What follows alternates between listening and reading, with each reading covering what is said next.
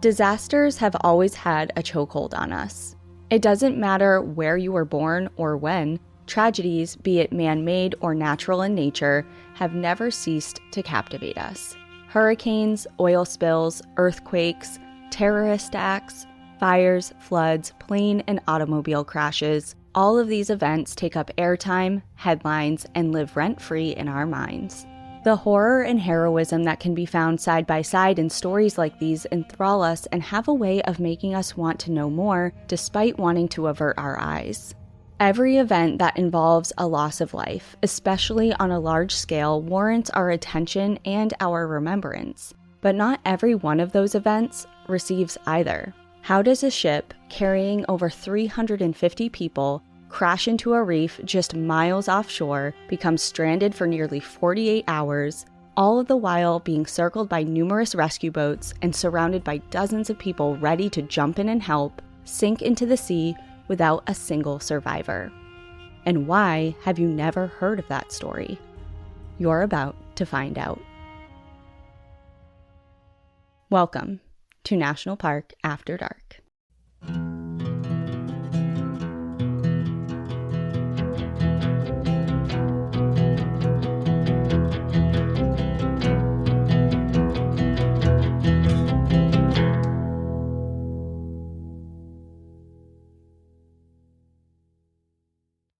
That intro gave me chills a little bit. Did it? When you were talking about it, I was like, wow, this is insane. And then you're like, and why haven't you ever heard it?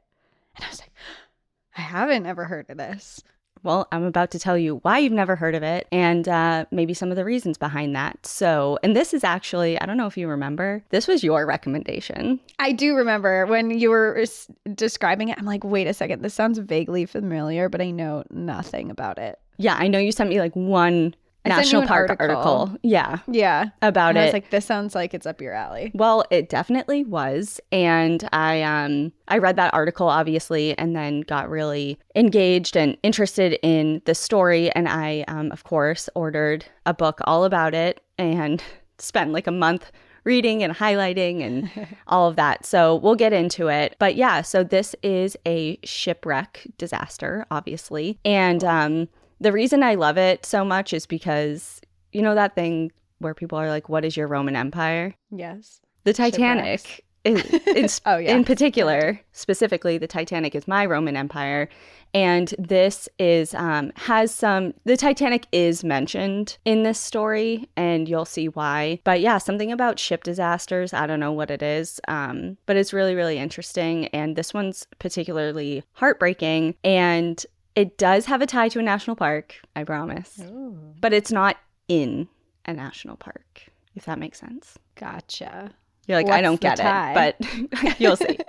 I believe you, but I don't understand. Okay, well, you're about to understand in a moment because I will describe a little bit about the area and, of course, the park before getting into the story. And because I can't seem to stay away from Alaska, we're going to go there again for the story. Sorry. Cool. I sorry. love Alaska.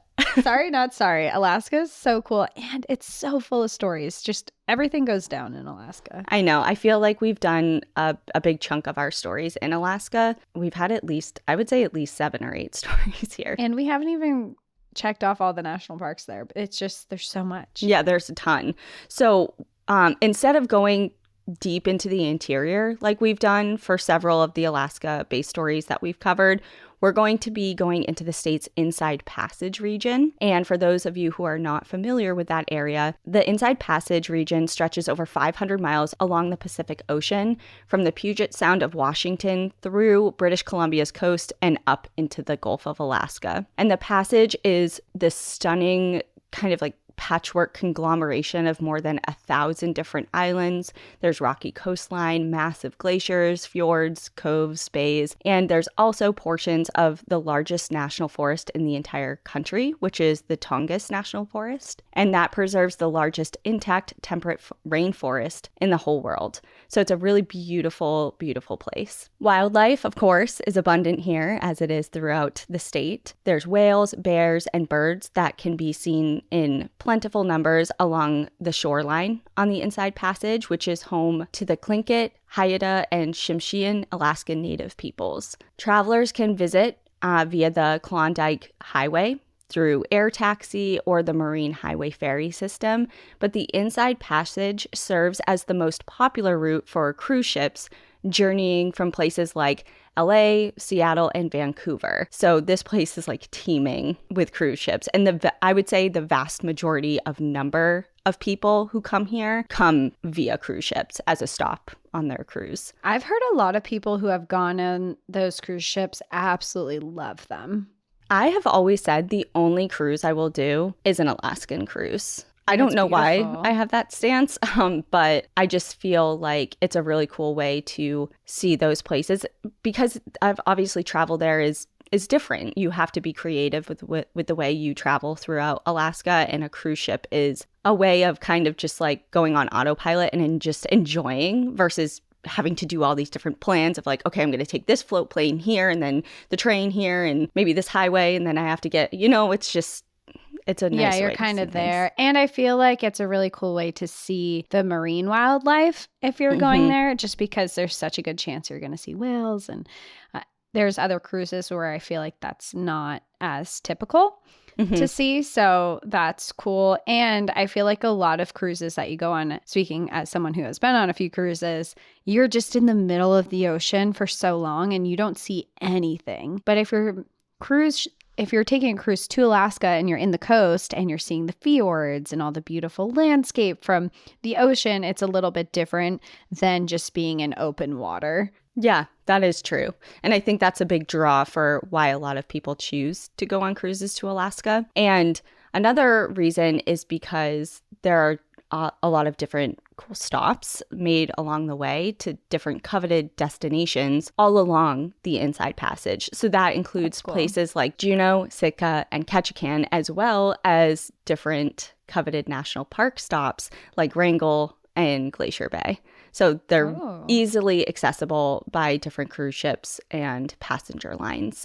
And one of the most popular stops on this cruise passage is Skagway, which is a small town with a big history, a town whose story took off during the late 19th century when in 1896, gold was discovered near the Klondike River in Canada's Yukon Territory. So news spread of this discovery, and within the year, a wave of gold seekers, 100,000 people strong, frantically rushed from all around the country and the world with hopes of striking it rich in the Klondike. Known as stampeders, these people poured in from various routes, depending on various factors, including where they were coming from, their ability, and their resources. Some sailed what was called the Rich Man's Route, which was an all-water route around Alaska and up the Yukon River. So it was the most direct and quote-unquote easy. Others crossed glaciers or walked the entire way on overland routes, some of whom made the journey arrived years after the first stampeders arrived, because obviously if you're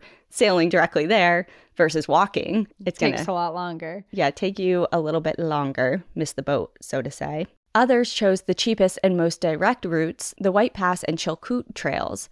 Known as the poor man's route, they would first sail up the Inside Passage, disembark, and then hike over the mountain ranges until they reached the Yukon River. Once there, on homemade boats most of the time, they would complete their trip by traveling hundreds of miles up the Yukon. So there are a lot of different, if you look at a map of the Klondike Gold Rush, it'll show you different trails and routes that people did, and you can see them trickling in from all over the place. But no matter the route they ultimately chose, throughout the rush, thousands upon thousands of stampeders, and a lot of the time, some of their families, wound up in or at least traveling through the town of Skagway because it was a big central hub to this gold rush. Tucked in between towering mountains and situated in a narrow glaciated valley about 100 miles north of Juneau, the area was first inhabited by the Tlingit peoples and known as Skagwa, meaning where the north wind blows. In the 1890s, what began as a handful of tents just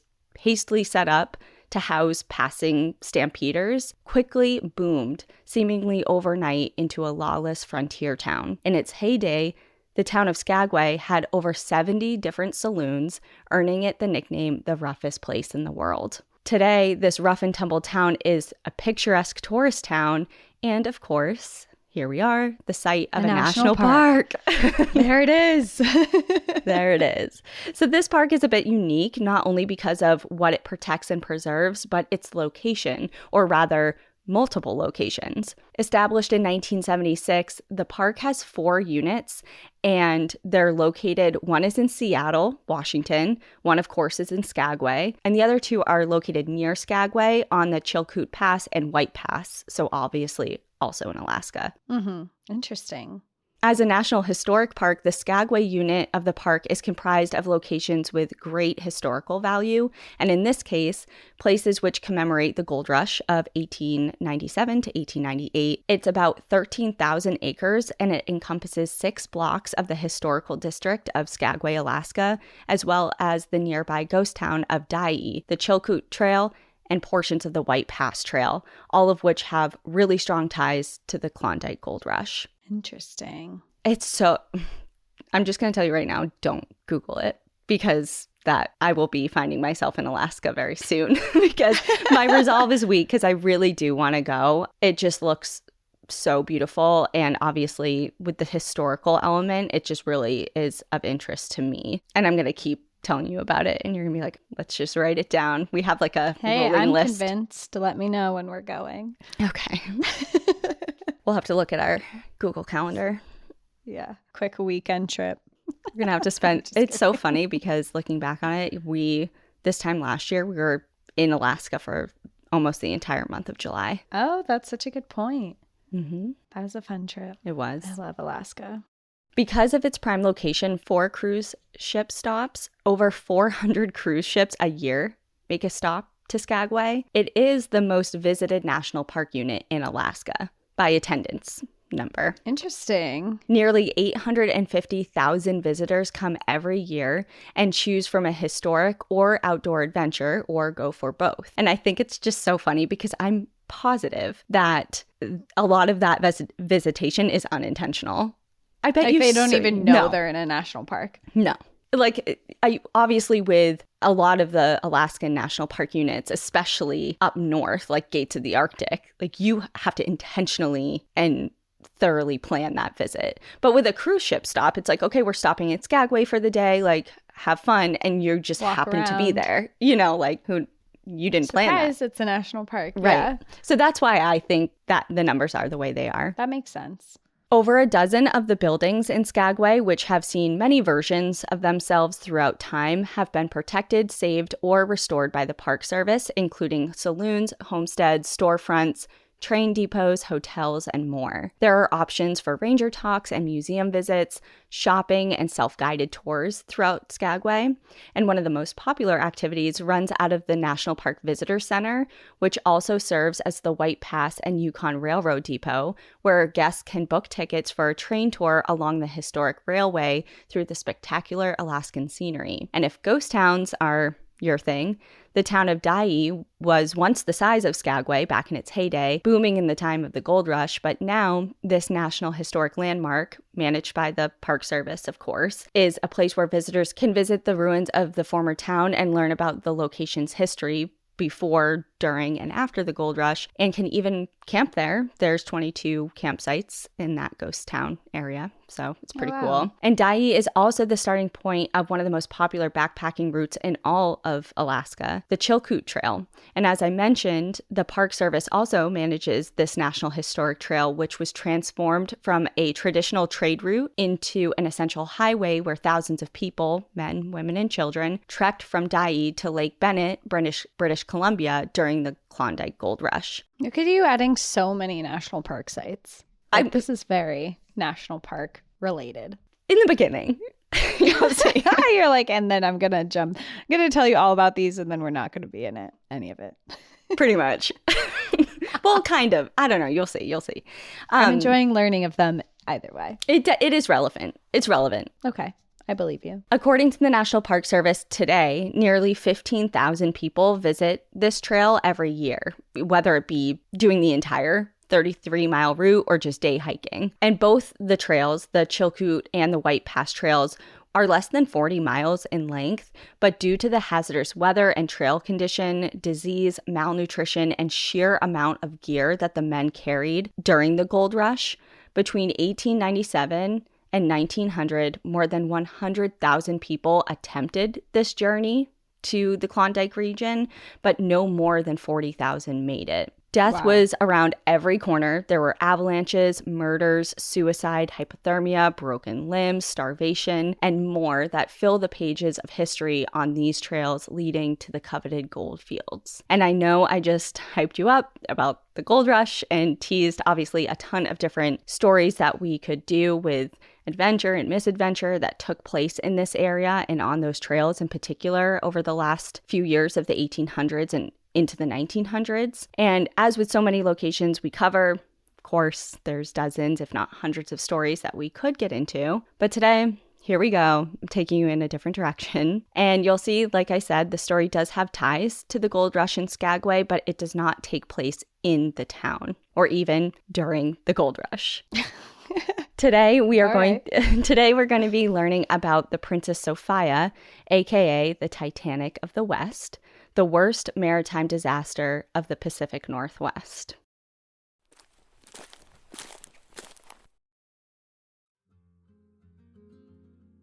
I have never been a breakfast person, but I know it's the most important meal of the day, so I always try to have something healthy, but it's always been hard for me until I found IQ Bar's plant protein bars. It's a quick and easy breakfast that is diet friendly, but also has great brain boosting ingredients like lion's mane, omega-3s, vitamin E, and more. IQ Bar has an array of fantastic products, great for the morning or throughout the day, with their IQ Mix for rehydration or their IQ Joe mushroom coffees to help sustain energy all day long. Start each day right with IQ Bar's brain and body boosting bars, hydration mixes, and mushroom coffees. Their ultimate sampler pack includes all three. Get 7 IQ Bar flavors, 4 IQ Mix flavors, and 4 IQ Joe flavors. And today, our listeners get an exclusive offer of 20% off plus free shipping. Just text PARK to 64,000. The Ultimate Sampler Pack is a great way to try all IQ Bar's products and flavors. All IQ Bar products are entirely free from gluten, dairy, soy, GMOs, and artificial sweeteners. IQ Bar makes the #1 brain and body nutrition bar, hydration mix, and instant coffee in the United States. Over 10,000 5-star reviews and counting. Refuel smarter with IQ Bar's Ultimate Sampler Pack. That's 7 IQ Bars,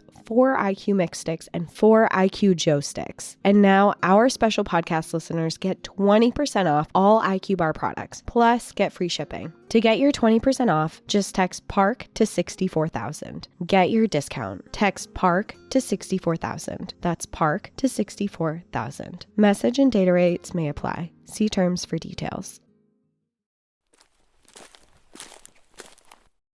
So now that you have a basic idea of the park today, we're going to go back to Skagway in October of 1918, where our story will begin. Cool. And it's Princess Sophia? It is. So it's spelled how you would think you would pronounce it as Sophia, which I did in my mind for the first couple chapters of the book. Yeah. But the authors do make a point to give the correct pronunciation in the book. And then if you're to go to YouTube, obviously there are some credible and not so credible sources, of course. But according to different maritime museums that make videos about this particular disaster, it is pronounced Sophia. Interesting. I've never heard it pronounced like that. I kind of like it. It is. It's different. It makes you pause and really think about it. Like Princess Sophia. And of course, I just told you a lot about the Klondike Gold Rush and how it was known as the last great gold rush. However, it wasn't the last gold rush. In the dozen years or so that followed the Klondike Gold Rush's end, lucky few struck gold in other places around Alaska and the Yukon area as a whole, which brought a flurry of activity each time. It just wasn't this huge 100,000 people stampede to a particular area. In turn, more towns such as Ruby, Iditarod, and Eagle followed a similar boom and bust pattern as Skagway and Dyea. These towns, in their heyday, flourished with saloons, storefronts, barbershops, schools, you get the idea. Populations would rise from a few dozen to thousands, and not just from the mining population. Businessmen, proprietors, educators, lawmen, and more all followed suit, living and working in these boomtown communities. But by the end of 1918, the last of the gold booms, these little flurries here and there, were starting to fade. And jobs were becoming scarce. Winter was settling in, and the people who still found themselves lingering in Alaska and the Yukon, after the majority of the original stampeders had long since left, wanted out. For decades, the Yukon region was largely seasonal. It was very typical for thousands of men, women, and children to come during the spring and the summer, work their butts off, and then leave as the fall started to turn to winter, to what was referred to as the outside. So they would say, oh yeah, we're going outside. And they referred to anywhere that wasn't the Yukon area as the outside. So they would come during the summer and the nice weather, do what they could, make the money they could, and then seek work and living arrangements elsewhere. And then they would come back in the spring and do it all over again. It's like a seasonal thing that they did all the time. Seems like a long journey to have it be seasonal, because obviously the spring and summer in Alaska is much shorter than other places. And the journey to get there. They're a bunch of hardy people. Truly. However, this year in 1918 was different. Instead of an annual ritual or departure and return, it was more of a finality for a lot of different people. Most of the people leaving during this time in October of 1918 had no plans of returning the following spring, which was a lot different from previous years. One of the best and only ways out of this area were on passenger ships. Thousands of men, women, and children scattered around the Yukon River Valley region at all these various towns would make the journey kind of all filter down into Skagway to board ships that would carry them further south. By the time October had come around, it was kind of like a now or never atmosphere in the town of Skagway. Hundreds of people had poured in from the preceding days and weeks, awaiting transport on the very last passenger ships of the season, all clamoring for their spot on the last ships coming into the harbor. The great exodus of what was collectively called the Northland totally overwhelmed the town of Skagway. Skagway, like I said, was tiny, and then it boomed into this big town. And at the time of the Klondike gold rush, there was about 10,000 people living there all year round, all the time. But now, 20 years later, 500 people lived there. That's a huge difference.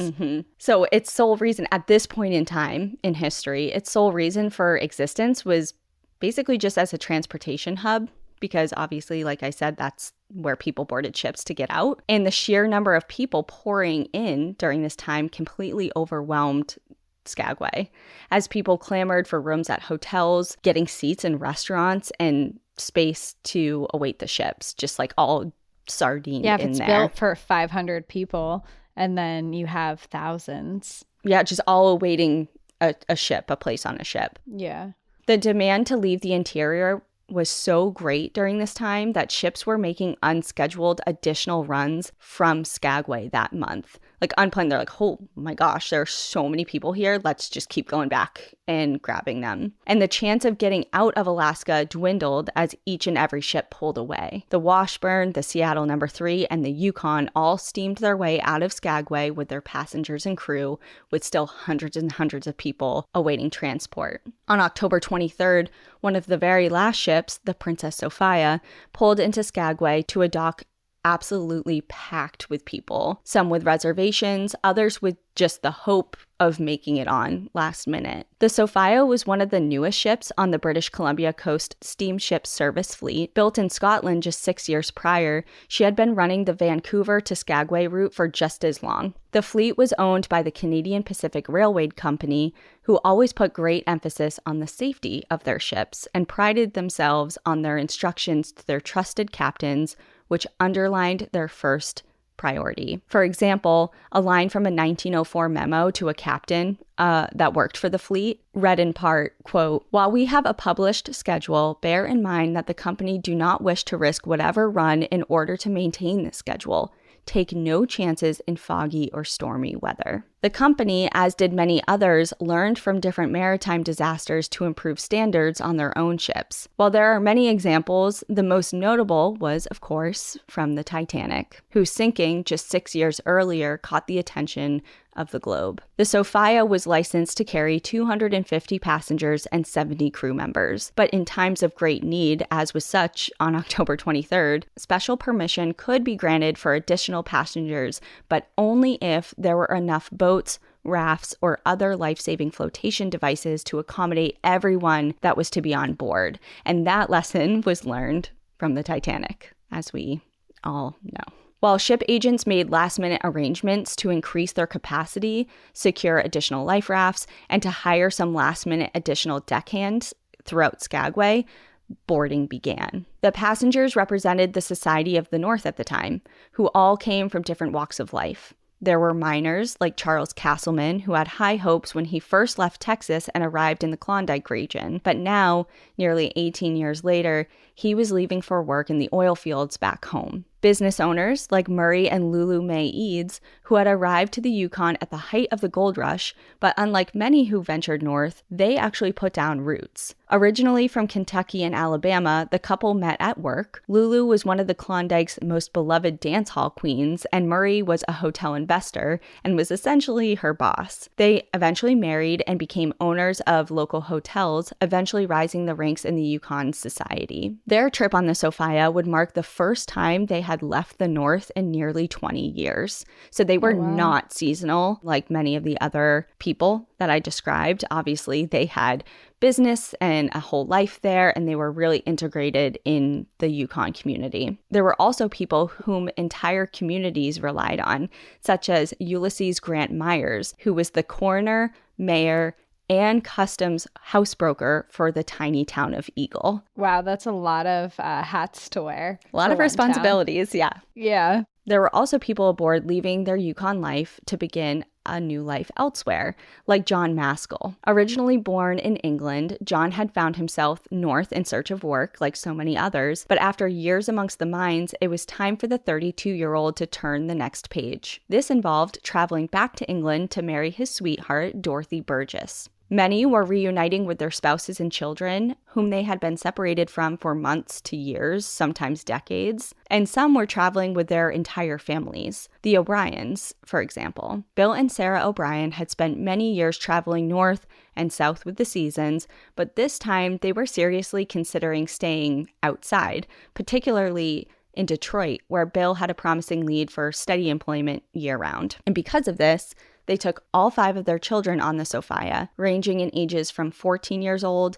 down to 2 years old. Others were seeking advancements in medical care, like Ellen Linez, whose final destination was the Mayo Clinic in Minnesota, where she was going to get some treatment for a pretty debilitating case of rheumatoid arthritis. Still more were destined for war. Oris McQueen was one of the Alaskan young men destined for the battlefields of Europe, who wrote to his mother explaining how lucky he was to secure a spot aboard the Sophia, as the first 3 ships that he attempted to travel on were full and he was turned away. And of course, there were crew members, like 17-year-old Francis Burke, who gained employment as a porter on the ship very last minute with his friend Lionel, who were both looking to have an adventure and to make some extra money while their school was shut down due to an influenza epidemic that was affecting the region during the time. Like, well, we're not going to school. We might as well work on a boat and travel around. Yep, exactly. The final numbers aboard the ship will likely never be known for sure. Between the last-minute additions, stowaways who slipped on board without tickets, and undocumented laborers who gained employment last minute or who were never properly recorded, between court records, published passenger lists, and newspaper accounts, it is thought that about 353 people were aboard the Sophia. However, there were also other souls along for the ride. At least 5 dogs traveling with their people and 24 horses, including an old white horse named Billy, were aboard as well. No. Billy! Billy, no. Every time I do that, I think of the hot chick.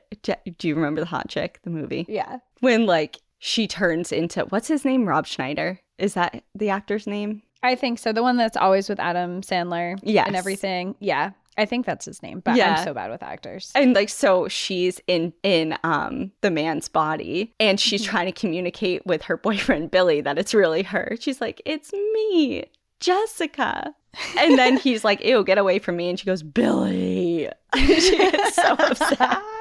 Oh my God, I forgot about that. Is that the scene where she's wearing like the pink tank top and the short shorts? Yes. Yeah. I haven't seen that movie in so long. Me either, but I know the boys are cheats and liars. They're such a big disgrace. Big mistakes. Oh, well, also that. They can be big mistakes. Yeah.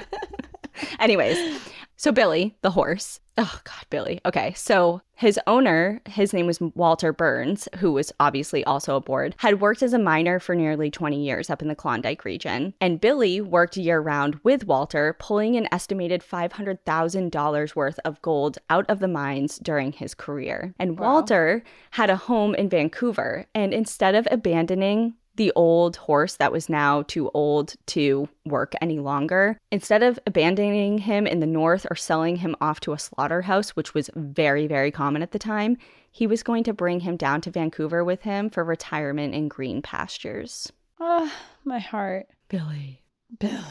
Emotions were all over the place. There was optimism, sadness, relief, excitement, reluctance, anticipation, and these were all swirling about as the last passengers stepped aboard. One of the very last was Sophia's second mate, Frank Goss.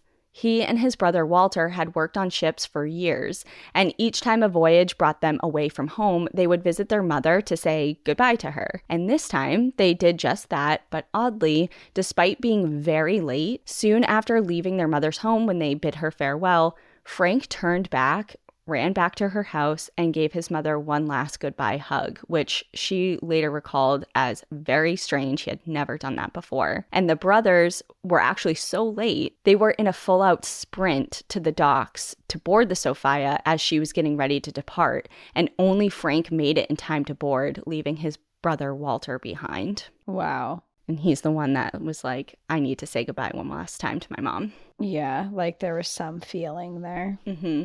And for some, including Lulu Mae Eads and Eileen Winchell, boarding the ship didn't come without some hesitation, as they had premonitions of their impending deaths. Lulu's was so strong, she and her husband arranged their will shortly before their journey, even including a stipulation on how to divide their estate if they were to both die at the same time. And Wow. I know. Ugh. If I felt, it's so hard because if you feel that strongly, but you don't know like how, like, I don't know, it feels like maybe they thought the boat, but. Well, and the other portion of that is kind of like, why would you, if you felt so strongly about that, why would you move forward with putting yourself in that situation? But it's the only, like, that's the option. Yeah, and it's such a rugged time too. Like maybe you felt really strongly about the boat, but maybe you felt really strongly about other things too. Like people were dying all the time I mean, you said there was an influenza epidemic that was happening in places. You know, you're in Alaska, which is dangerous in itself, and then you're boarding, you know, hindsight is 2020, but just having that bad of a feeling. I know. Scary. It is scary. And then there was Eileen Winchell. Eileen urged her husband, whom she was not traveling with, they were traveling separately. She was actually headed down, I forget the state, I didn't write it, but she was heading down to the outside because she also was in poor health, and she was leaving her husband behind up in Alaska. But she was adamant with him, like, please remember my final burial wishes. If something is to happen to me, you need to promise me that you will fulfill them and bury me next to my mother in San Francisco. So, and part of that, like both with both Eileen and Lulu, these are two women who have not traveled to the outside in years. So which maybe is anxiety inducing anyway. Exactly. It's like it's an anxiety inducing. They're not seasonal like many others. They haven't made this trip back and forth yearly. So maybe it's just it's a big daunting trip, and maybe that's had to do with some of it, but now obviously in hindsight it's creepy.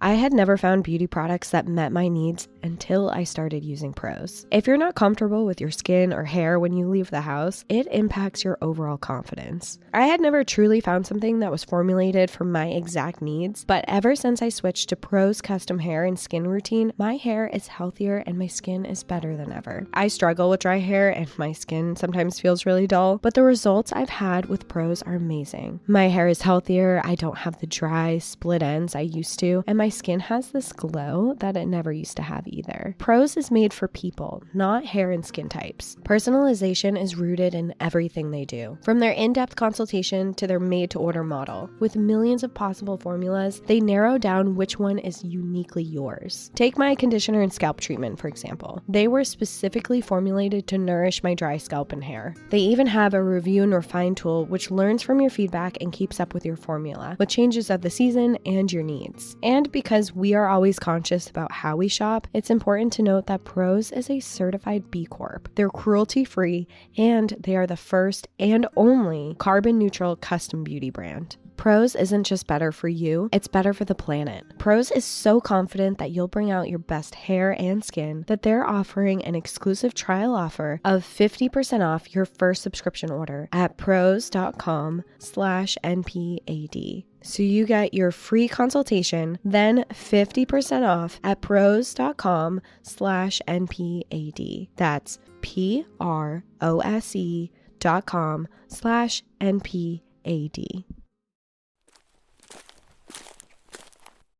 Regardless of how they felt, though, the Sophia pulled out of Skagway at 10 p.m., 3 hours behind schedule. While passengers readied for bed or gathered in the smoking room or saloon to catch up with friends or to make new acquaintances, Captain Leonard Locke was debating on what to do. Captain Locke was 66 years old and had spent most of those years serving on ships around the world. His off time was spent at home in Victoria, Canada with his wife and 5 children, but by the time 1918 had rolled around, he had a solid reputation as both a captain and a naval navigator. His medium build, thick white mutton chops, and mustache may have given him a slightly intimidating look, and previous coworkers would later describe him as pretty strict, kind of just like a stickler for detail and correct behavior and following the rules, but others remembered him as having a soft side. For example, on a previous voyage, a young passenger confided in him because she was really sad that no one had wished her farewell as she boarded the ship and pulled away, and this was on the Puget Sound. But later that night, when she was at dinner,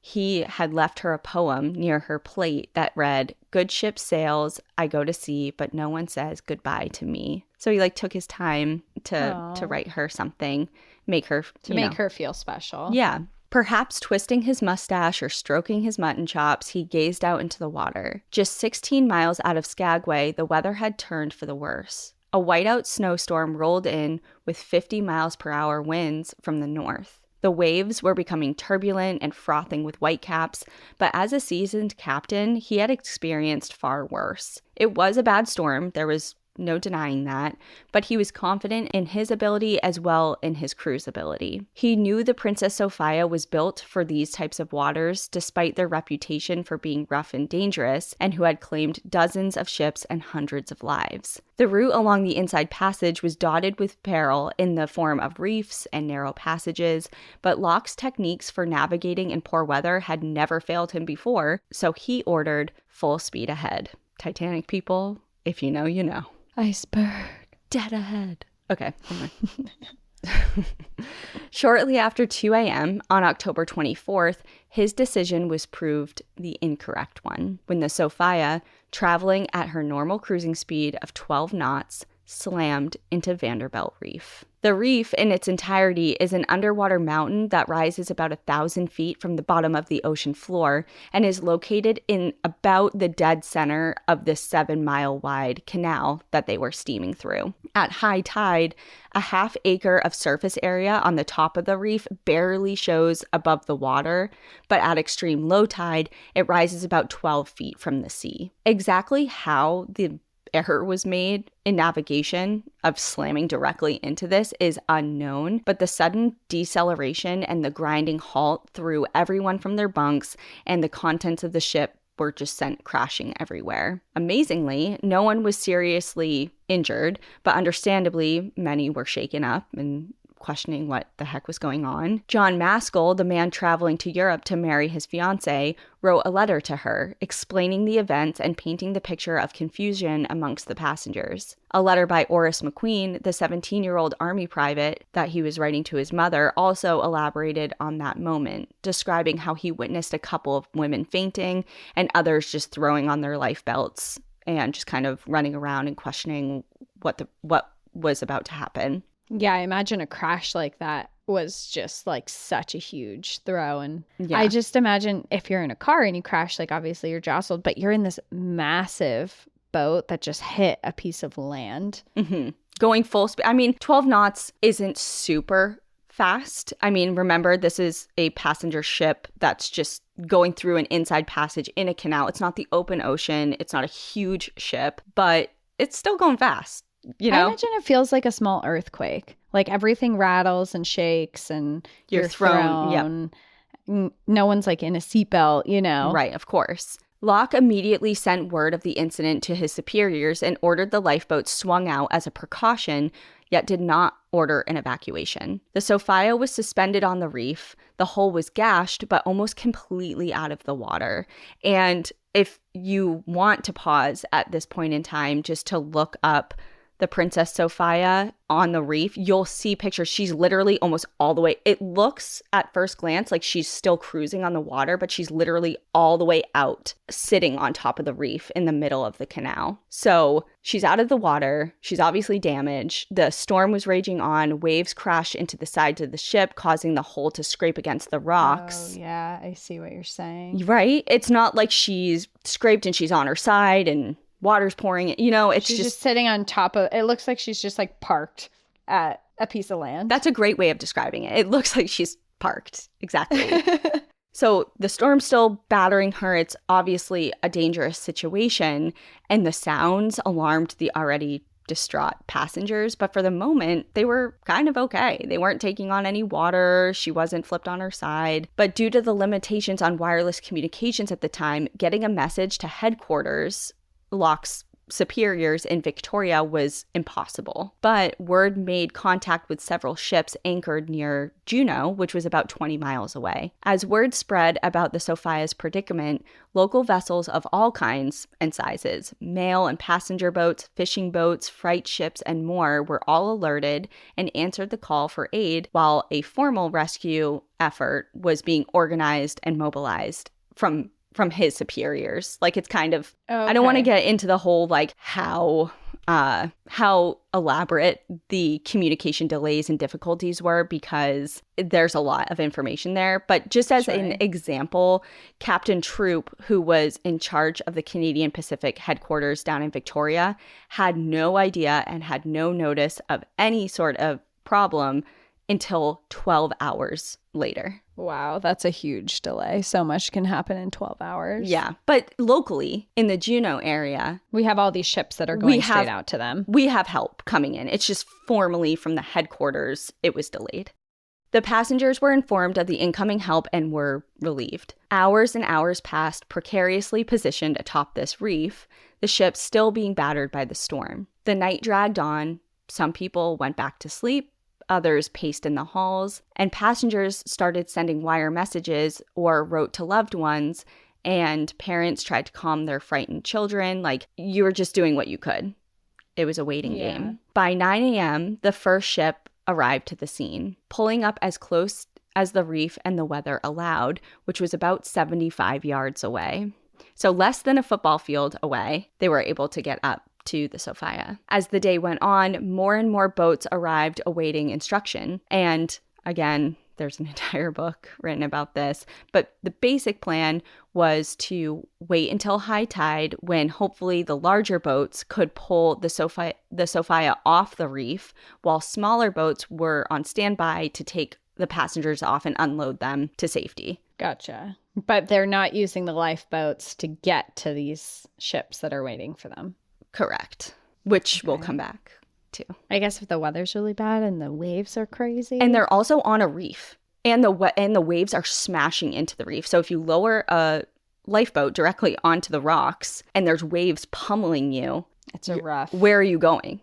Yeah. You know, so there's a lot of factors. There's the weather, there's the tides. There's a lot of things at play here, which is obviously a huge piece of this story. Captains of the boats communicated with Locke via a megaphone. Like, that's how close they were. When weather allowed, obviously, sometimes the wind and the snow and stuff, but that's how close they were. They could literally just shout through a megaphone and speak to each other. And they were told on several different occasions, in summary, Locke would shout back to them that everyone on the Sophia was okay, they were in no danger at the moment, and the boats that should stay on standby until the tides changed and the weather let up, which would allow for safer conditions for a rescue. Locke also advised the boats to keep their distance, worrying that they too may be run aground if they approached too closely. With so many rescue ships at the scene and more on the way, the passengers felt another mix of emotion. Frustration with relief, being so close, but so far and so out of reach, yet comfort that there was so many people on standby awaiting their rescue, and the fact that the ship was relatively stable brought comfort as well. So there's a lot going on here. It's like, okay, I want to get off of here. This is obviously an issue, and I can't, but at least people are aware of our situation. We're not in the middle of the ocean. People are here. We're parked on a reef. We have beds. We have food. Right. It's probably no one is warm injured on the boat. You're like out of the elements. Like, it seems like things are okay at this moment. Things are stable for now, but that stability was not going to last forever, and John Maskell knew it. He penned his last will in a letter to his fiancée Dorothy, convinced that the ship was doomed to sink. By the late afternoon, the onlooking ship saw a flurry of activity on board, as passengers were seen lining up with their suitcases and belongings on the deck near the lifeboats. So they're thinking and assuming that the abandoned ship order was likely made and geared up to swoop in. They're like, oh, okay, I guess now's the time. But around 5 p.m., the crowds dissipated. A lot of people went below deck. There was no big line anymore. And none of the lifeboats were lowered as the storm increased in intensity. Locke shouted through his megaphone, "We are perfectly safe. Go into the harbor until morning." As the rescue boats bobbed and battled in the waves nearby, word had gotten to Juneau that Locke believed that the ship was safe. Arrangements were frantically made for what they believed would be the soon-to-be rescued over 300 passengers that would be all arriving and needing accommodations. Because Juneau, like Skagway, was chock full of people journeying south, but every effort was made to go to each hotel, boarding house, and even private residences to secure comfortable lodging for the Sophia's passengers upon their arrival. By midnight on Thursday, October 24th, the Sophia had been stranded for nearly a full 24 hours. The power had failed on board, leaving lanterns as the only light source in the darkness as the wind and waves battered the ship throughout the night. The weather relented a little bit in the pre-dawn hours of October 25th, and the proposed rescue effort began. Locke directed the crew to give out life belts, assign people to lifeboats, and prepare everyone on the rescue procedure. Rescue ships drew in close, and passengers once again lined the deck for their departure. But once again, the weather took another turn. With gale force winds in full force, the rescue had to be postponed. And I mentioned earlier how lessons were learned from other maritime disasters.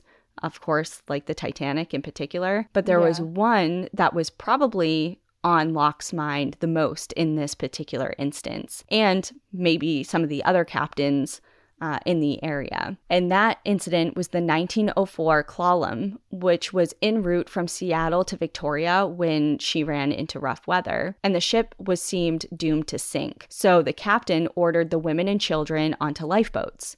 Despite the bad weather, though, the Klondike stayed afloat long enough for rescue to arrive and assist and safely remove all of the people that were still on the ship, which were mainly men because they sent the women and children out into lifeboats. And of course, the crew was still there. So all of them got rescued, but all 54 people, mainly women and children, who were ordered into the lifeboats were lost at sea and drowned. Ugh, that's awful. So because of this, and other maritime stories that are similar in nature, that gave Locke probable pause for his situation. He's like, okay, we're stable here. Why would I send out everyone into the rough waters and I don't know if they're going to live or not. Like the ship right when they now have is a okay. bed and food and like they're good. Right, exactly. Yeah. So I think there was a lot of back and forth. Of course, the main goal was to get people off. It wasn't a long-term solution, but it appeared to be the safest one at the moment. Fair.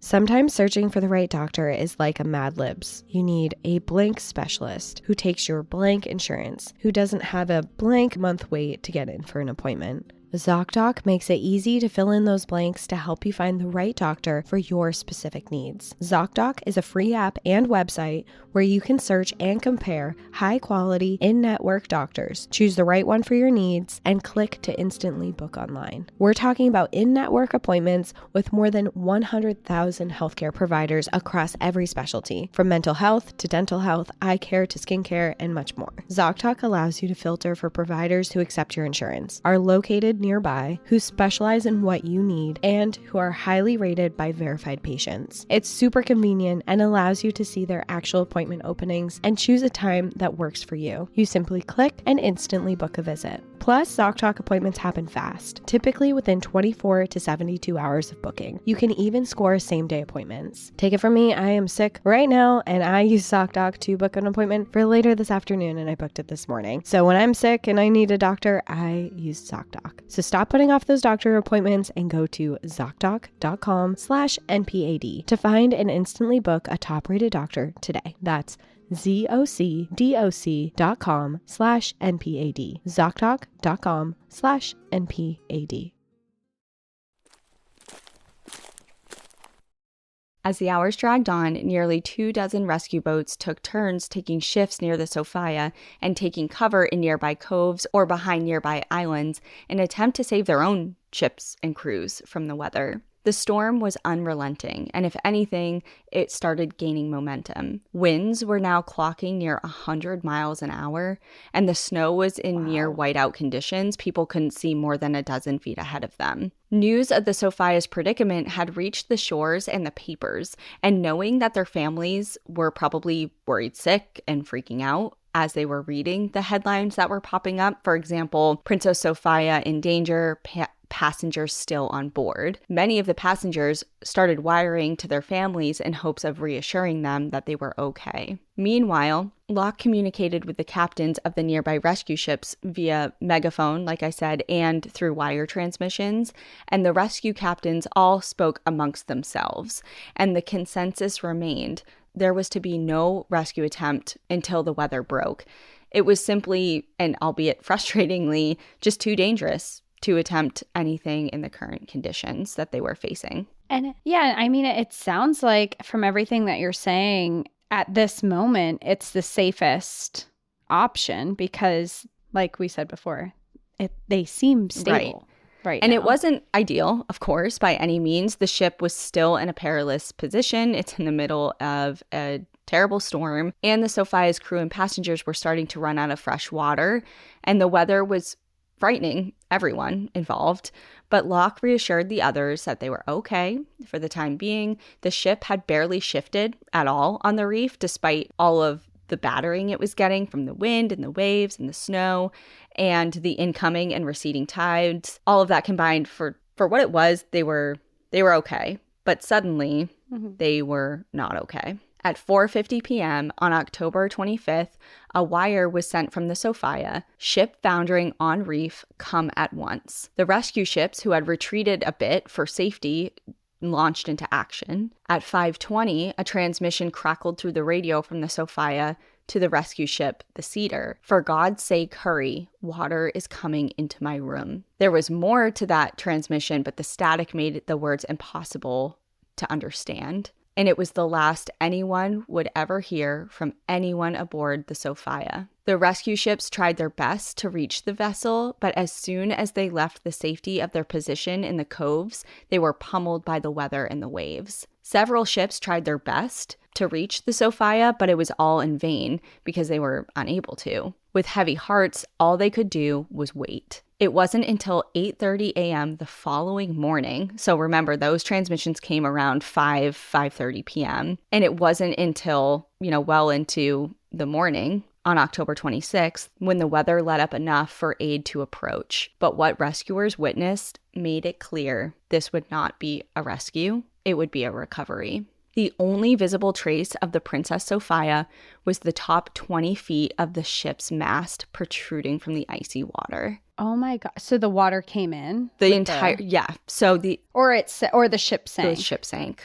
Okay. So, and I'll describe how. The entire ship and all that she carried were literally all beneath the waves. The snow was still falling heavily at this point in time, and the water was still rough. The wind was howling. But despite that, it was eerily quiet, a complete departure of what had just unfolded just hours before. Yeah.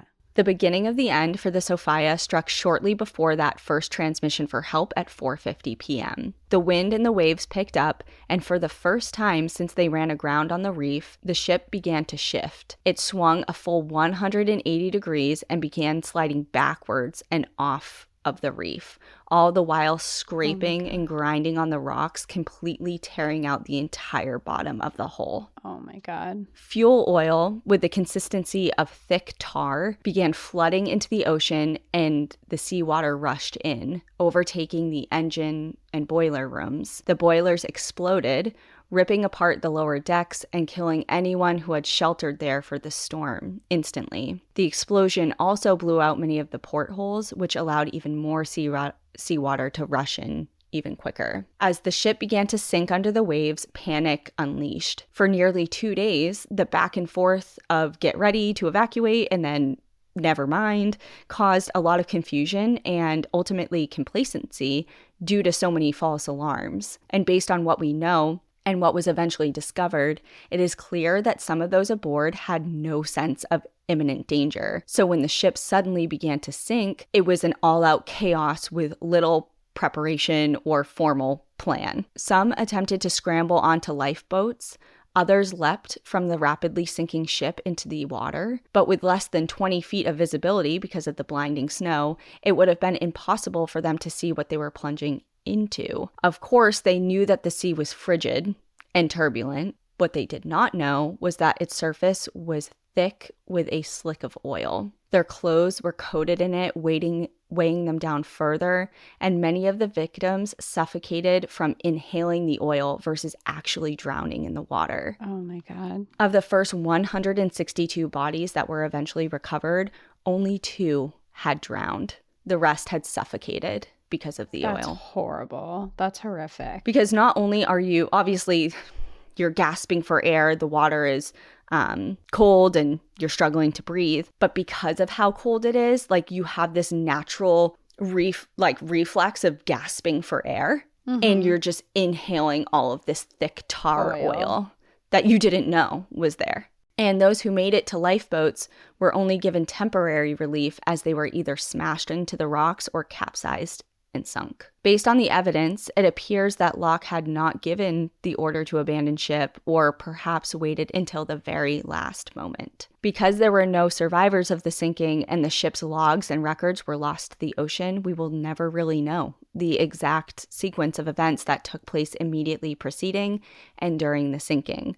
So all that I'm about to explain and all that we know today has been pieced together through what people have discovered on the scene, the recovery of bodies, salvaged letters, things like that. For example, we know the approximate time of the actual sinking based off of the bodies of the recovered victims because all the people who were wearing watches, they stopped at 6:50 p.m. That's so eerie. Yeah, very. Weather once again delayed operations, but several hours later, recovery missions began and were in full swing by the following day. The first bodies and signs of the disaster showed up 30 miles to the south, and with them, news of the tragedy hit the papers. Headlines like "Worst Maritime Tragedy on the Pacific Coast" first appeared in Canada, then down the west coast into the US, and then around the world. The news of the Princess Sophia foundering came as a shock to many of the passengers' families who, due to the delay, like I said, in the communications, had received shortly before or were still in the process of receiving word from their loved ones that they were fine. That's so sad. Some of the people even received transmissions from their loved ones after they realized the ship sank and everyone died. And like a day or two later, they got transmissions from their loved one saying like, all is well, don't worry, I'm fine. Love you. Yeah. That's so sad. Families found out through headlines and newspapers who slowly trickled out lists of the deceased or by personal house calls from different officials. Over the following days, the rescue effort needed additional help. The scale of the disaster was completely overwhelming. The tides and the ocean currents had dispersed the shipwreckage and the bodies miles and miles away into various inlets and bays and waterways along the channel because, as I described, the inside passage in that channel in particular, there's all these different there's 1,000 islands literally in the inside passage and all these little nooks and crannies. And I mean, with the ocean just dispersing the scene, it's everywhere. And additionally, the high tide and towering waves had washed bodies ashore a lot of these different islands, at times high up onto the beaches. And then obviously the tide recedes, so the bodies aren't right at the waterline. And then on top of that, because it's a storm, they're covered immediately with feet of snow. So people weren't found for a long time. Mm-hmm. John Maskell was found with his last will tucked into his jacket, along with a letter written to his, quote, own dear sweetheart, my one true love, which was Dorothy Burgess, who he was traveling to go marry. Horace McQueen was found with a letter to his mother. Lulu Mae Eads, the so-called Queen of the Klondike, was found with $5,000 worth of jewels in a pouch tied around her neck. And that's about $103,000 in today's money. One man, whose name was James Kirk, who was known as an incredibly strong swimmer in life, was found with his wrist tied to another young man's wrist, presumably in a heroic attempt to help save his life. Maybe he wasn't as strong as a swimmer. Wow. Frank Goss, the man who raced his brother to the docks, was able to cling to the side of a lifeboat and actually made it to shore alive. The first people on the scene claimed to have seen footprints leaving the lifeboat to inland further onto the shore. But from how Frank was discovered, it's assumed that he made it to shore and, exhausted, slipped and fell on the rocks, badly gashing his head. And he was found covering his wound with his coat, but he had eventually died of exposure in the storm. Yeah, hypothermia and wow. The recovery was arduous and heartbreaking. Men, women, and children were found frozen in their last moments. Some, including many children in particular, were found still tucked in their beds aboard the ship. So sad. Others were found in their staterooms, in their bathrooms, just kind of like doing their thing. Going about like their nightly routine. Yeah. It was the afternoon. Some were found embracing one another or clinging for their lives to different floating devices that were useless in the icy water. The ways in which people were found was also confusing and added to the mystery of what exactly happened in the final hours and moments of the Sophia. Because, like I said, some people were found and dressed in ways that suggested they had no warning, like they were completely taken by surprise, while others had their life belts on and were dressed in a way that seemed to suggest they were preparing for the elements and disembarking or running for their lives, or, you know. So, and if you look back on the transmission, there's about a half hour between the initial distress call and him saying, water's coming into my room. So there's at least a half an hour of time that some people knew that the ship was foundering and that they were going to sink. I wonder if he thought that there was no way to save everyone, so they just sent messages out to certain people.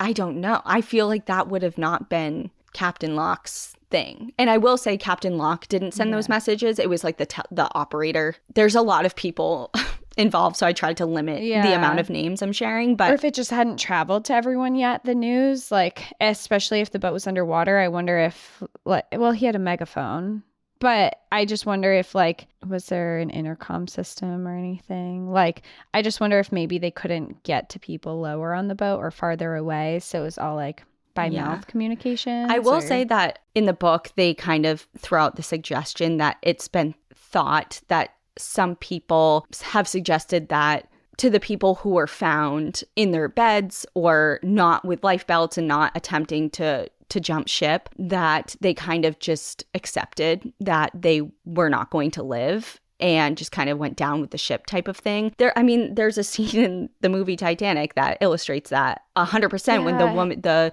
third class passenger, she's of Irish descent, and she's tucking her children into bed and she's reading them a nighttime story because she knows there is no hope. And she's just kind of like it's suggesting that she's making their last moments not a panic. Peaceful instead of a panic. But then they're like, but in the book, they're also like, that's great and lovely to think, but like the human instinct for survival seems like that's unlikely. Also, that feels unlikely too, because with the Titanic, it was a little bit different, right? Like they hit the iceberg, they start sinking. It's a panic. Panic ensues. Like they know they're going down pretty quickly into the crash. But with this one, they've been, by all means, pretty cozy, safe, fine. It's been uneventful since the moments of the crash. Like it seems odd to not even try to evacuate a situation that you have been preparing to evacuate for 2 days now. Yes, they are aware of the situation. With a bunch of people around to rescue you. Like it's not hopeless. Or I wouldn't think that with so many rescue boats and like this plan that's been going on for days. Right. So it's like they said, it's confounding. It adds to the mystery because we don't know. There's no survivors to tell us, and all the logbooks and a lot of the communication and stuff have been lost forever. So it's kind of just conjecture and best guesses. Yeah.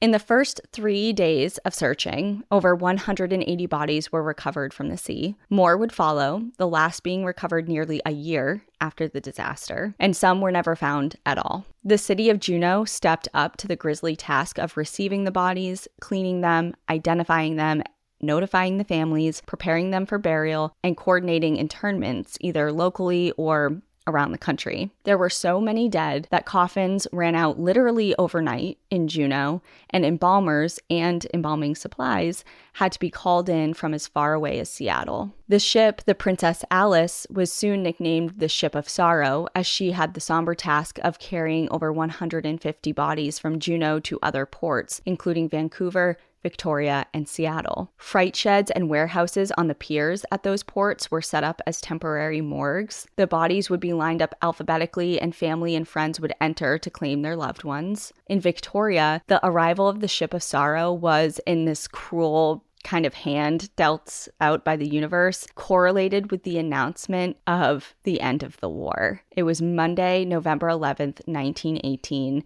The end of the First World War was announced, and the entire city was just bursting at the seams with celebrating. There was music and people laughing and running through the streets, and the world was celebrating, but especially here, the whole city was just in this jubilant celebration. And meanwhile, there's loved ones lining up on the pier to receive the bodies of their dead family and friends. I can't even imagine. I mean, I can imagine that scene, especially parties in the street and then just being so solemn. And you're kind of just like walking through the streets to get to the pier on the worst day of your life. Wow, the world, while other people are celebrating, is literally celebrating, around you. Mm-hmm.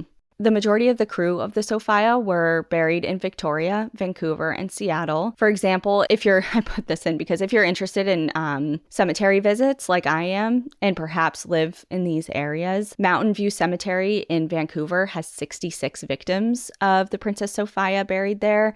And in Juneau's Evergreen Cemetery, they have 21. But because the passengers came from so many places around the country, in many cases, remains were shipped all across our country. Arranging burials for people in other areas of the United States at the time posed little difficulty, but for those who lived in the North, it was a different story. Friends and relatives of lost loved ones in the far North could not logistically bury their people for months due to impracticality or impossibility of transporting and burying bodies during that time of year. Frozen ground. Yep. And travel is limited. Yep, very, very limited, which of course only adds to the grieving process. It's fragmented and there's not that sense of closure that receiving and saying goodbye to a physical body can provide. And speaking of the Yukon, the Northland that they referred themselves as, like Alaska and Canada area of the Yukon, were completely devastated. by this disaster, and Dawson City was the hardest hit. As many as 1 in 10 of that town's citizens died on this ship. That's horrible. As I mentioned, locating victims was a process that took time. Some were found right away and nearby, and others were found 9 months later and as many as 50 miles away. And of course, some were never located. By December of 1918, the Canadian Pacific Railway was offering a $50 reward per body found and was ready to kind of be done with the official search. So this is, October to December. The Sophia's insurers had sent dive teams down to the wreck site and deemed it a total loss. Yeah, it's underwater. It's underwater. I would say it's a loss. And it only had sentimental worth and value. And the CPR, so the Canadian Pacific Railway, made statements basically saying that all the bodies that could have been found have already been found, were either floating out to sea or were trapped inside the ship in areas that could not be accessed or located by divers. And this came to a huge blow to the loved ones who had not been located yet. And one of those people did not accept the CPR's stance. And his name was Al Winchell, the husband of Eileen Winchell, who had made him promise to bury her with her mother after she had that daunting premonition. Oh, yes. When Al heard the news of the sinking and realized his wife's premonition had unfortunately come true, he waited until it got cold enough for winter travel in the north and, this is my favorite part of the story. He walked from his house in Flat Creek to Anchorage, which is 400 miles, before traveling further to Juneau to investigate exactly where his wife was on the ship. After being informed of what room she was assigned to during her travels, he spent his entire life savings hiring private divers to recover Eileen after the CPR said they would no longer be of any assistance. So for months, he worked with a diver who made dozens of separate attempts, many of which in the dead of winter, in Alaskan waters to locate his wife. When Al ran out of money, he raised more, and when the first diver refused to make any more attempts to the ship, he hired another diver. And during that time, the divers that he was working with were locating so many bodies that were I wouldn't say easily, except found and located, because those dives were not easy, but they weren't trapped in these weird they were obviously being found. They made it seem less accessible than exactly. It was. So because of, Al and those private divers' attempts, the CPR realized, maybe we called it too soon.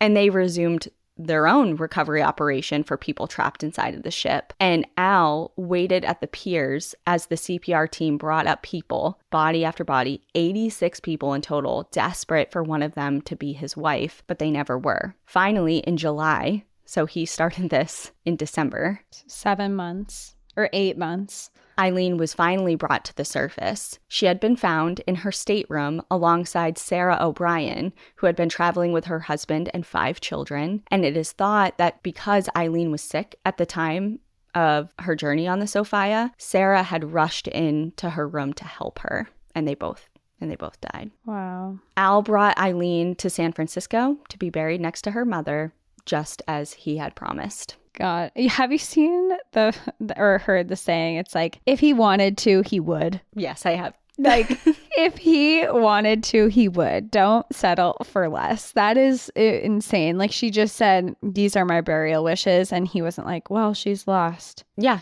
He did all of that, walked 400 miles, and then spent all of his money, waited 8 months, did not give up, and then took the journey all the way to San Francisco, which I imagine he had to do by boat. Yeah, and arranging all the transport and yeah. Yep. I mean, if he wanted to, he would, ladies. Yes. Just remember. Never settle for less. Remember? Yeah. In the aftermath of the sinking, formal inquiries and civil proceedings began. However, it took up to 14 years for a final judicial decision to be rendered. And again, there's an entire chapter of the book dedicated to this lengthy process, the decisions, repeals, reinstatements, etc. That can get really confusing. It was actually the most confusing chapter of the entire book for me. I had to read it a couple times. But essentially, with the international aspect of this disaster, because it was a Canadian company, but it wrecked in Alaskan waters, there was a lot of logistical and legal back and forth and things like that. But ultimately, Gotcha. The public wanted to know why Captain Locke did not order passengers off the ship. Families of the ship's crew wanted settlement, and families of the passengers wanted settlements for their relatives. Like, All in fair. summary, those three things needed to be settled. And in short, in the end, it was decided that Captain Locke had done all that he could in the circumstances that he was given. The Workmen's Compensation Board awarded $3,000 or $62,397 today to the crew's families to be split amongst them. But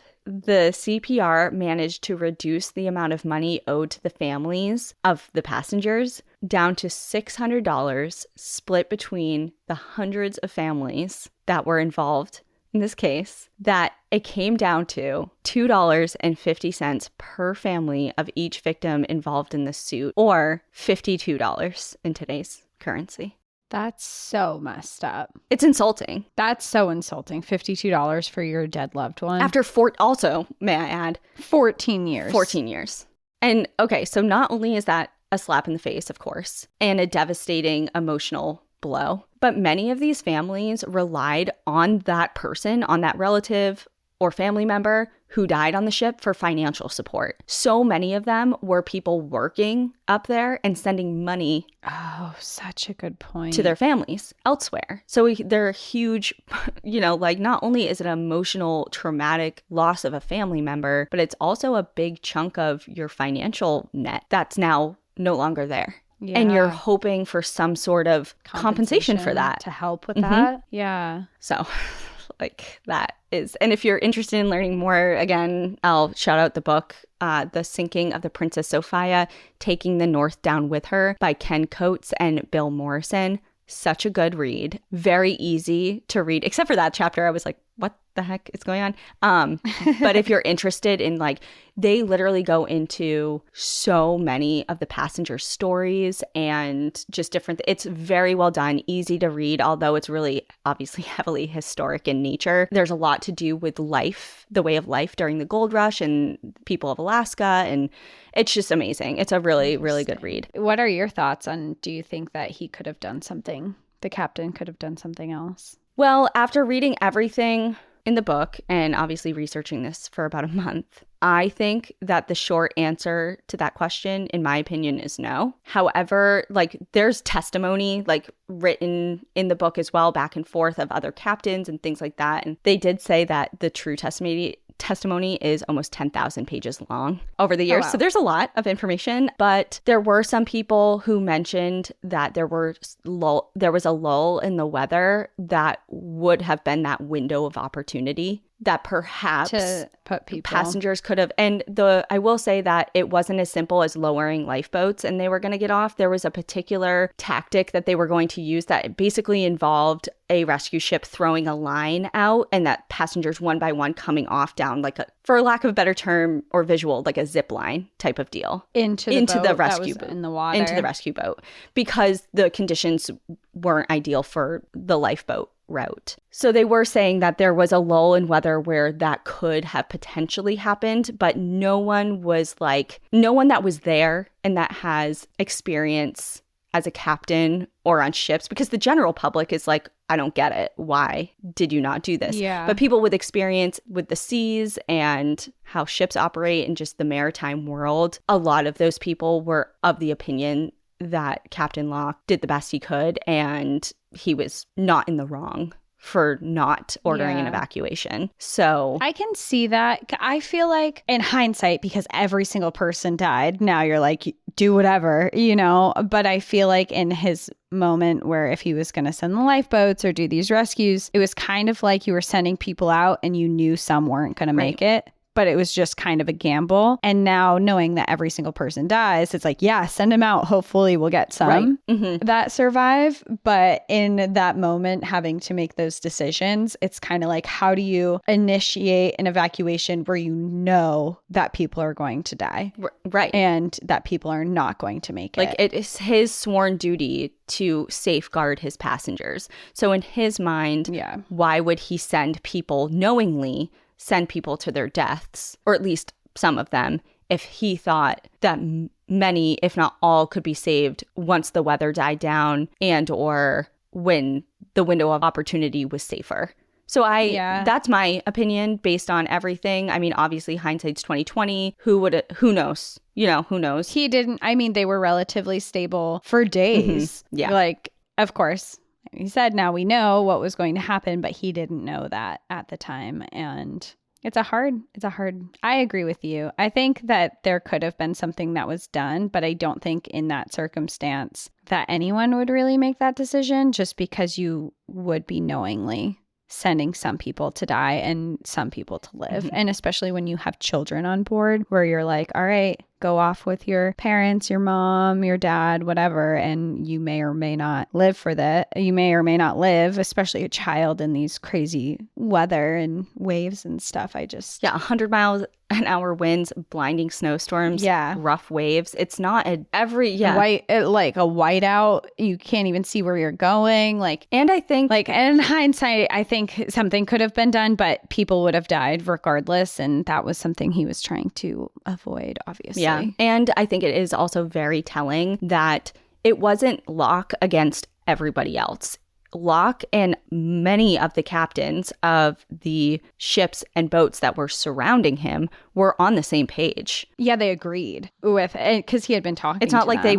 He was holding his passengers hostage while rescue boats were begging I'm not doing that. him to do something, So I think that's very, very telling. And that's also why I believe that he did what he thought was best at the time. Yeah.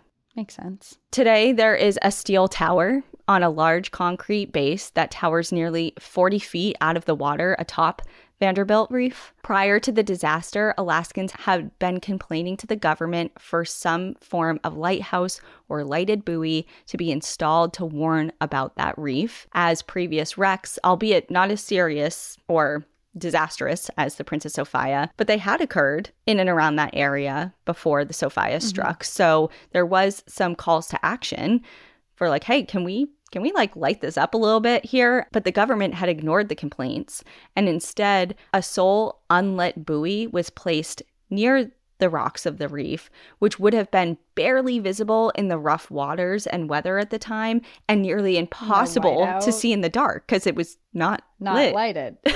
And it's a buoy. There are pictures also of it, because again, part of the book explained that there was a professional photographer that was hired to photograph the incident. So a lot of the pictures that you see online are his, of when the boat is actually up on the reef, and then the aftermath of just the mast poking out. Eerie. And there's a picture, you can see the boat, it's tiny. You're in calm water, you're like, oh, I guess I see it. In the aftermath, it's glassy waters, you can barely see it. So yeah, that's wild. Right.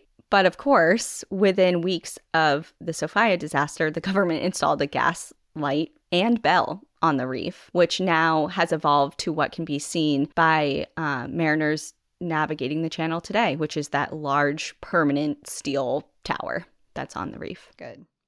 The sinking of the Sophia has largely been lost to history, and while there are several museums and universities that have occasional exhibits on the disaster, and some books and plays that have gained inspiration from it, although they've taken a lot of creative liberties, up until 2018, there wasn't a single permanent marker or physical memorial to honor the tragedy. That was until 2018, after about 5 years of hard work raising funds and developing the concept, Igloo 6 of the Alaska Pioneers changed that. Today, just a few miles northwest of Eagle Beach, at Eagle Beach State Recreation Area near Juneau, a 10,000-pound slab of granite and quartz was dedicated to the victims of the Princess Sophia. The memorial rock is also accompanied by an informational placard that sits next to it explaining the ship and the disaster. When the memorial was unveiled, there were 2 people in attendance that had a relative aboard the ship. That relative was Walter Harper,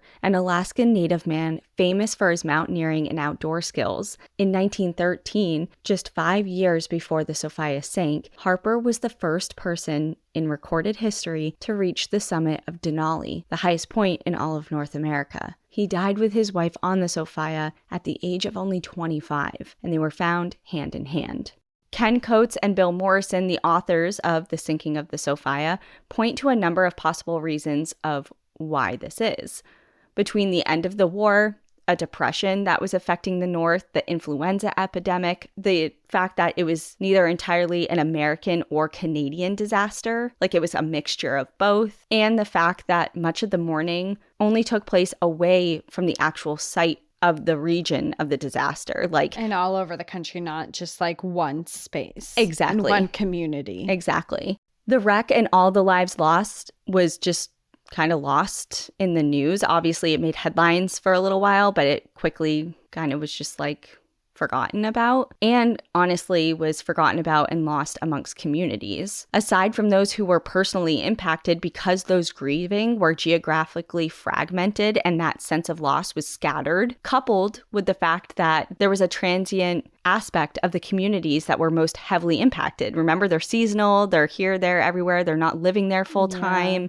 The story just has kind of gotten lost to time. But with their book, the authors end with their hopes to revive interest in the full story of the Princess Sophia and to remember the victims of its sinking. And they close with a paragraph that says in part, quote, "In recalling the suffering of the Princess Sophia's victims and in seeking to understand the significance of the greatest disaster in the history of the Pacific Northwest, we honor the memory of those who died and those who would have saved them, and we pay tribute to those who suffered personal loss. In remembering, we hope to help the Yukon River Valley region reclaim an important part of its past." And as just one last final bit to kind of end on a little bit of a upswing here, as I said multiple times, every single person aboard the Sophia perished, but that doesn't mean every soul did. Oh, Billy? It's not Billy. No, sorry. No. There was a single survivor of the wreck, an English setter owned by James and Louisa Alexander, who both obviously died on the ship. The dog, who was later maybe thought to be a Chesapeake Bay retriever, swam 8 miles from the reef, the site of the crash, to a place called Tea Harbor. Freezing, exhausted, terrified, and covered in oil, he struggled another 4 miles to Auk Bay, where he was discovered and rescued by residents, and then later returned to relatives of the Alexander's family in Vancouver. He made a full recovery despite a reported terrible fear of water, and his name was Tommy. Tommy. Oh my God, my heart. Also, that makes sense when you said Chesapeake Bay Retriever, because they are known to be swimmers and like bred to be swimmers. And their coat has this water wicking ability to it that helps. It's like the curly. Yeah. Yeah. Which totally makes sense that would be the dog but that's so 8 miles of swimming and then 4 miles of walking, hiking out to a town covered in oil in freezing conditions. After surviving a horrific sinking. Food. Yeah. Oh my God, that poor dog, and great dog. Oh, I'm glad a dog survived. I know. God, we needed that. We needed single that soul survivor. Really, yeah.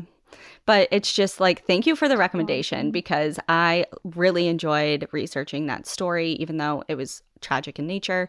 That's a lot of people to have lost at once and in a lot of horrific ways. And obviously children as young as 2, it's not the greatest. But like I said, if you're interested in knowing more about the personal stories, the details of the sinking, a lot goes into different aspects of the autopsies and things like that. The sinking of the Princess Sophia, taking the North down with her, is the place to go for that. Well, thank you for telling it. I remember seeing the article, and I think it was titled something along the lines like The Unknown Titanic. And then I just saw like a short sentence to advertise what the article was about. And I was like, oh, this looks like this is Danielle's territory. And I didn't know if it was national park related. I didn't know literally anything else about it.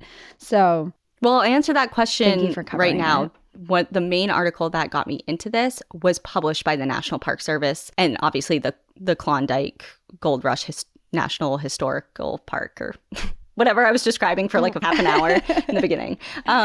So it is national park related, just because so many of the passengers every single one of those passengers that boarded the Sophia were in Skagway, which is now a National Historical Park. So it counts. It definitely counts, for sure. Yeah. That was the beginning of the whole story. Yep, sure was. Well, thanks everyone for listening, and we will see you next week. In the meantime, enjoy the view. But watch your back. Bye, everyone.